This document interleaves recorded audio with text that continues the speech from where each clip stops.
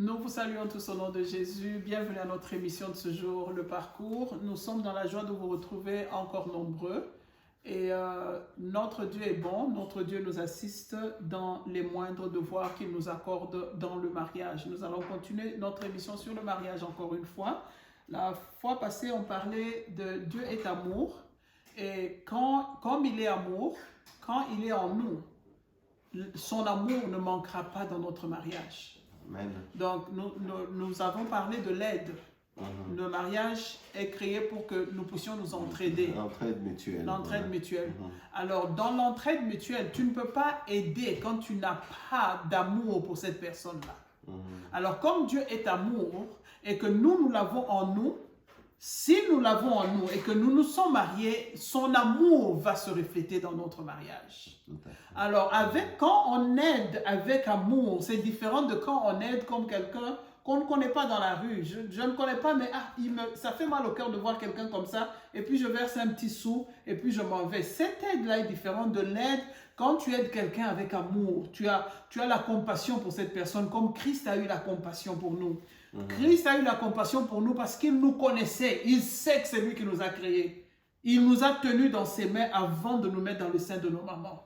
Alors, c'est cet amour que Christ a pour nous là, que nous devons avoir l'un pour l'autre.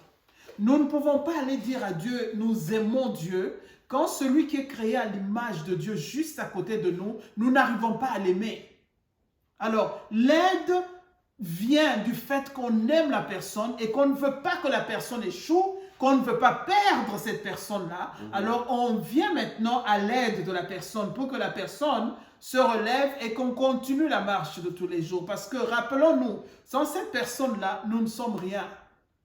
Dieu a mis cette personne à côté de nous parce que c'est la personne qu'il nous fallait dans une relation pour la vie. Alors, quand Dieu met une personne à côté de toi, bien-aimé, c'est une occasion pour toi de pratiquer l'amour que Dieu a mis en toi. Amen. C'est une occasion pour toi de pratiquer l'aide que Dieu a mise en toi. Nous sommes créés pour aider, spécialement nous les femmes. C'est bien dit dans la Bible, aide semblable. Nous venons en aide au niveau sexuel, nous venons en aide au niveau spirituel, nous venons en aide au niveau physique, nous venons en aide à tous les niveaux. La femme aide, elle est créée pour aider, elle est créée pour donner. C'est ça ce que nous sommes. Alors l'homme aussi, on ne va pas dire l'homme n'est pas créé pour, parce que quand Dieu prend le temps de poser, dire aime ta femme, ça veut dire dans l'amour il y a tout. Il y a la compassion, il y a l'aide, il y a le soutien moral, le soutien physique, le soutien, même sexuellement, les mamans, on peut parler de ça, n'est-ce pas? Dieu a mis l'amour en nous pour que nous puissions nous entraider. Il y a des faiblesses au niveau spirituel, l'aide de l'un et de l'autre va relever le niveau spirituel. Il y a des faiblesses au niveau sexuel, l'aide de l'un et de l'autre va aider à ce qu'on relève le niveau sexuel aussi. Il y a des faiblesses physiquement, l'aide de l'un et l'autre va aider à nous relever. Parce qu'on ne sait pas ce que l'avenir nous réserve. Alors si nous ne nous exerçons pas aujourd'hui à arriver à nous aimer comme il le faut, pour arriver à nous entraider comme il le faut, ce qui va arriver dans l'avenir, bien aimé, on ne sait pas si on saura tenir. Voilà. Alors avant de continuer, je vais passer la parole au pasteur. Que Dieu vous bénisse. Que Dieu vous bénisse et que la paix de Jésus soit toujours dans vos maisons. Amen. Dieu nous a créés des compagnons de vie, mais aussi pour que nous puissions nous aider l'un l'autre, l'entraide mutuelle. C'est-à-dire, nous avons tous besoin constamment d'aide et j'ajouterai d'encouragement. Je suis souvent, j'ai le cœur brisé parce que nous parlons beaucoup aux couples, de voir des couples qui c'est pas se séparer, mais vous les voyez prendre une distance l'un l'autre comme si l'autre n'existait plus. Ça blesse mon cœur. Ou voir les couples qui s'entredéchirent par les critiques ou les abus verbaux.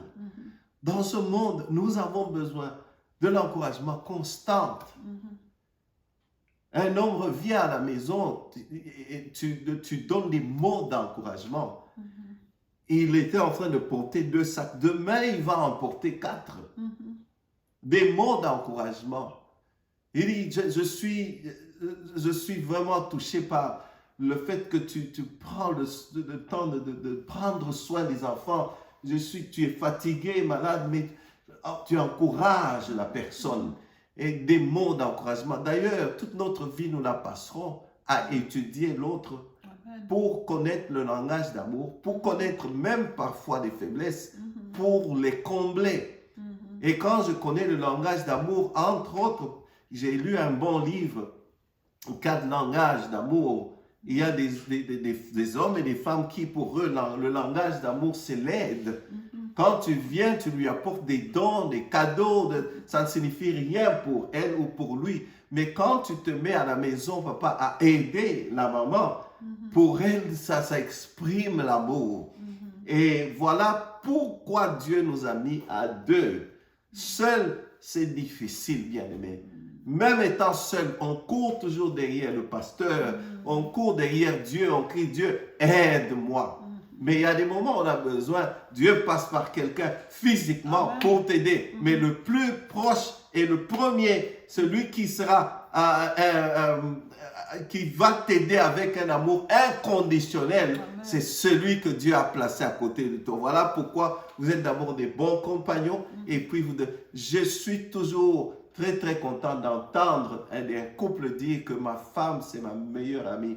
Ou mon mari, c'est mon meilleur ami. Là, je sais qu'ils sont sur la bonne voie. Donc, voilà un peu. Après d'être des compagnons, Dieu nous a mis dans le mariage pour l'entraide et l'encouragement mutuel. Nous avons constamment besoin d'aide et d'encouragement dans ce monde. Oui, maman. Oui, quand nous voyons dans Genèse 2, 18, quand Dieu a créé Ève, c'est pas qu'Adam manquait de quoi que ce soit. Adam était un être complet. Voilà. Dieu lui a donné une responsabilité. Tout ce que nous connaissons aujourd'hui, c'est Adam qui a nommé. Il a dit non, non. Voilà. Et tout ce qu'il faisait plaisait à Dieu. Adam a nommé, il a nommé les animaux, il a nommé, il était busy, c'était un busy man. C'est ce que l'homme doit être. Quelqu'un à qui on a donné la responsabilité de travailler dur, de venir en aide, c'est l'homme. Mais quand Dieu a envoyé aide, c'était pour que Adam arrive à achever la mission qu'on lui avait donnée. Parce que quand quelqu'un commence à se sentir seul, on l'a vu avec le prophète Élie, le grand prophète Élie. Quand il a vu que tous les autres, prophètes étaient tués, tous ceux qui étaient comme lui, il est resté le seul parmi les prophètes. Il s'est adressé à Dieu, il s'est senti seul, il a crié. La solitude peut amener quelqu'un loin. Quand un homme se sent seul, il peut aller coucher avec une pute là dehors. Il faut qu'on se dise la vérité. Quand une femme se sent seule, même le travailleur qui est dans la maison peut coucher avec elle. Parce que la solitude ouvre la porte à Satan. Satan, il veut isoler quelqu'un. Avant de l'abattre, il vole d'abord les dons. Il vole tout ce que Dieu a mis en toi. Il vole. Quand tu te sens maintenant incapable, il t'isole. Tu ne sais plus parler à Dieu. Tu ne sais plus t'adresser à Dieu. Alors là, il t'abat. Il a joué avec le grand prophète Élie. Il joue avec ça jusqu'aujourd'hui. Mais quand Ève est venue, c'est pour être là, de sorte à ce que quand la solitude veut toucher Adam, Adam se rappelle, hey, il laisse d'abord le business. Il rentre se ressourcer vers sa femme. Avec l'amour, avec les gentillesses, avec les câlins. Nous, les Africains, on n'aime pas les romances. Là. Toucher un peu, cajoler, embrasser la personne, parler un peu de la relation sexuelle. Qu'est-ce que l'autre aime, qu'est-ce que l'autre n'aime pas. On fait de ça un sujet tabou, mais c'est ça qui nous donne la force de continuer à avancer. Notre temps est à la fin. Je passe la parole au pasteur. Que la paix du Seigneur soit avec vous et nous allons continuer la fois prochaine. Retenez que le mariage est un don de Dieu. Dieu a créé le mariage pour que nous soyons des compagnons de vie. Et deuxièmement, pour l'entraide mutuelle et l'encouragement. Et la fois prochaine, nous allons attaquer pour notre plaisir. Que Dieu vous bénisse et à la fois prochaine. Amen.